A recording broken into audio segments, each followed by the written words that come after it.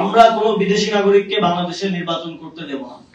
আমরা কোনোভাবেই এই নির্বাচন কমিশনকে পূর্ববর্তী তিনটি নির্বাচন কমিশনের মতো একটা দায়সারা নির্বাচন এবং একপাক্ষিক নির্বাচন সেটেল নির্বাচন আয়োজন করার সুযোগ দিব না।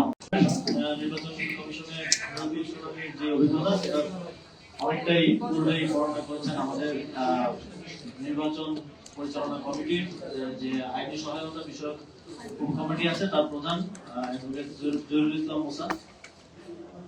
আমরা খুবই শঙ্কার সাথে গতকালকে আমরা আমাদের শঙ্কা প্রকাশ করেছি নির্বাচন কমিশনের একপাক্ষিক বা বিশেষ কোনো গোষ্ঠীর প্রতি বিশেষ আচরণের এবং এই নির্বাচনটাও আমরা বিগত যে তিনটা নির্বাচন দেখেছি সেই নির্বাচন গুলোর কিছু লক্ষণের দিকে যাচ্ছে বলে আমরা শঙ্কা প্রকাশ করেছিলাম এবং আজকে সেই বিষয়ে আরো অনেক কিছু পরিষ্কার হয়েছে এবং অনেক কিছু আজকের যে আপিল শুনানি তার মধ্য দিয়ে আরো শঙ্কার জন্ম দিয়েছে আমাদের মধ্যে।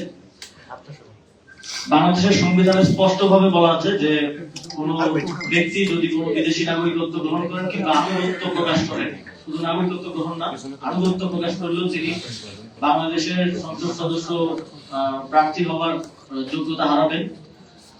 এবং এরপরেও আমরা দেখলাম যে অনেকেই দ্বৈত নাগরিকত্ব থাকা সত্ত্বেও নির্বাচন কমিশনে গিয়ে গুন্ডামি করছেন। নির্বাচন কমিশনে এক একজন 200-300 লোকজন নিয়ে যাচ্ছেন এবং লয়ারদের সংখ্যা বাড়িয়ে শত শত লয়ারদেরকে নিয়ে যাচ্ছেন নির্বাচন কমিশনের উপর চাপ প্রয়োগ করার জন্য। এবং আমরা দেখতে পাই যে নির্বাচন কমিশনও নানা ধরনের ইন্টারপ্রিটেশন, নানা ধরনের ফাঁক ফোকর দিয়ে তাদেরকে বৈধতা দানের এক ধরনের নির্বাচন কমিশনেরও আমরা প্রবণতা দেখতে পেয়েছি, যেটা আমাদের দেশের জন্য, আমাদের দেশের সংবিধানের জন্য, নির্বাচন ব্যবস্থার জন্য এবং সর্বোপরি গণতন্ত্রের জন্য অশনি সংকেত। আমরা এটা স্পেসিফিকলি দেখতে পাচ্ছি বিএনপির প্রার্থীদের পক্ষ থেকে। বিএনপি নিজেদেরকে গণতন্ত্রের ধারক বাহক, গণতান্ত্রিক রাজনীতির পায়োনিয়ার বলে বিভিন্ন জায়গায় বলে আসছে এবং মনে করে, কিন্তু তাদের কাজকর্মে আমরা দেখি যে তারা সম্পূর্ণ 180 ডিগ্রি টার্ন নিয়ে গণতন্ত্রের বিরুদ্ধে, বাংলাদেশের সংবিধানের বিরুদ্ধে, বাংলাদেশের প্রচলিত আইনের বিরুদ্ধে কাজ করে যাচ্ছে। এবং তাদের যে লুটেরা শ্রেণীরা এই নির্বাচনে অংশগ্রহণ করছে, যারা এই দেশটাকে বিভিন্ন সময়ে বিভিন্ন ভাবে লুট করে বিদেশে নাগরিকত্ব নিয়েছে, বিদেশে বাড়িঘর করেছে, বিদেশে সম্পত্তির পাহাড় করেছে, এবং এখন আবার যখন গণতন্ত্রের সময় এসেছে, যখন নির্বাচনের সময় এসেছে, আবারও জনপ্রতিনিধি হওয়ার জন্য দেশে এসে সেই দ্বৈত নাগরিকত্ব সহই নির্বাচনে অংশগ্রহণ করার পায়তারা করছেন। আপনারা যদি জনপ্রতিনিধি হতে চান তাহলে প্রকৃত অর্থে প্রথমে বাংলাদেশের এককভাবে বাংলাদেশের নাগরিক হন। আমরা কোনো বিদেশি নাগরিককে বাংলাদেশে নির্বাচন করতে দেব না।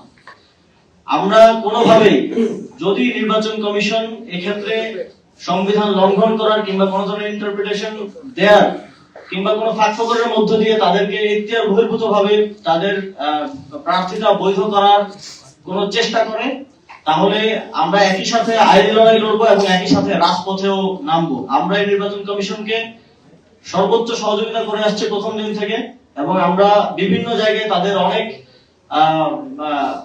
অনেক ঘাটতি সত্ত্বেও তাদের এই যে একপাক্ষিক অবস্থান নেওয়াটা, সেটা আমরা একদম যাচাই বাছাইয়ের পর্যায়ে থেকে দেখে আসছি। তারপরেও আমরা চেষ্টা করছি তাদেরকে সময় দেওয়ার সুযোগ দেয় যাতে তারা এগুলো ঠিক করে নেয়। কিন্তু আজকের যে ঘটনাগুলো ঘটেছে এবং আগামীকালকে আবার এফিডেভিটের মাধ্যমে বিদেশি নাগরিকদেরকে বাংলাদেশের নির্বাচন করার সুযোগ দেওয়ার যে কথাগুলো আমরা শুনেছি, তারপরে আমরা তাদেরকে আর কোনো ধরনের সুযোগ দিব না। আগামীকাল যদি আমরা দেখি যে কোনো ঋণ খেলাপি, কোনো দ্বৈত নাগরিকত্বধারী কেউ নির্বাচন করার যোগ্যতা পাচ্ছেন, সেটা যে শর্তেই হোক, যে ইন্টারপ্রিটেশনের মধ্য দিয়েই হোক, আমরা সেটার বিরুদ্ধে রাজপথে নামবো। আমরা সেটার বিরুদ্ধে আমাদের পরবর্তী আইনি লড়াই চালিয়ে যাব। আমরা কোনোভাবেই এই নির্বাচন কমিশনকে পূর্ববর্তী তিনটি নির্বাচন কমিশনের মতো একটা দায়সারা নির্বাচন এবং একপাক্ষিক নির্বাচন সেটেল নির্বাচন আয়োজন করার সুযোগ দিব না। জাতীয় নাগরিক পার্টি তাদের জোট শরিকদেরকে নিয়ে এই বিষয়টিকে খুব সিরিয়াসলি ডিল করবে এবং এই বিষয়টিকে এই ধরনের কোনো কিছু ঘটা থেকে রুখে দাঁড়ানোর জন্য কাজ করবে।